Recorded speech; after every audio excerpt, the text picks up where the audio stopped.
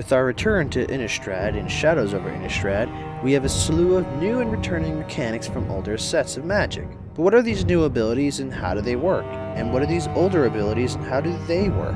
Let's find out. The 5 abilities from Shadow over Innistrad are Madness, Investigate, Transforming, Skulk, and Delirium. The 2 returning abilities from this set are Madness and the Transform ability. We'll get to those in a second. Let's start with the new abilities. We're going to start this off with Investigate. Investigate is an ability that allows you to put a clue artifact token that's colorless into the battlefield with pay 2 of any color and sacrifice this artifact to draw a card. And this is an interesting mechanic that they introduced for the flavor of the mysterious Innistrad set. And certain cards have certain abilities that allow you to investigate. Certain cards have triggered abilities that allow you to investigate, like Tireless Tracker. And a few of these cards interact with the clue tokens. The next ability, and a personal favorite of mine, is Skulk. Creatures with Skulk can't be blocked by creatures with greater power, making tinier creatures ideal for getting through for little bits of damage. Our final new ability from Shadows over Innistrad is Delirium, which represents the insanity that triggers in people in Innistrad. Delirium represents powers that only trigger once you start having cards pile up in the graveyard. It only is active when you have 4 or more card types among cards in your graveyard. Very similar to the Threshold mechanic from previous sets, you're able to get Delirium when you have 4 more card types, so mill abilities and sending cards to the graveyard, such as with the discard abilities, are very useful towards getting Delirium turned on. Cards such as Mind Rack Demon have a bit of a drawback that makes you really push for getting Delirium online.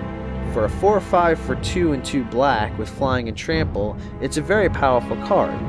But if you don't have Delirium active, you're going to lose 4 life every turn.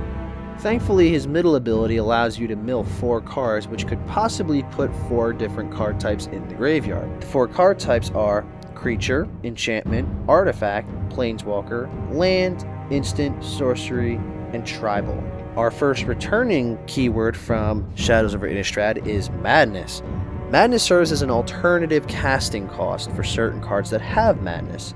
If you were to discard a card with Madness, instead, you discard it into exile. When you do, you can cast it for the Madness cost, or you can just put it into your graveyard and not cast it. And this serves as a use for cards that are being discarded. If you have an ability that makes you discard a card, go for something with Madness so you can get the trigger. Because it's an instant speed ability, you can play cards such as Murderous Compulsion for their Madness cost during your opponent's turn, even though it's a sorcery. And our final ability from Shadows over Innistrad really isn't so much of a keyword ability so much as it is a type of card, and we're talking about the flip cards, the transformation cards. These were originally introduced in the old Innistrad set, and they were 2-faced cards which did not have a Deckmaster back.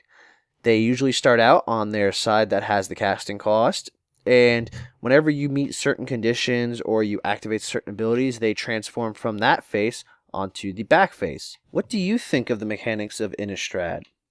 Do you like some of these keyword abilities? Let me know your favorite keyword abilities or keyword abilities you'd like to have explained. Leave them in the comments below, and if you like this video, feel free to join the Planeswalker project and stick around for more videos like this one.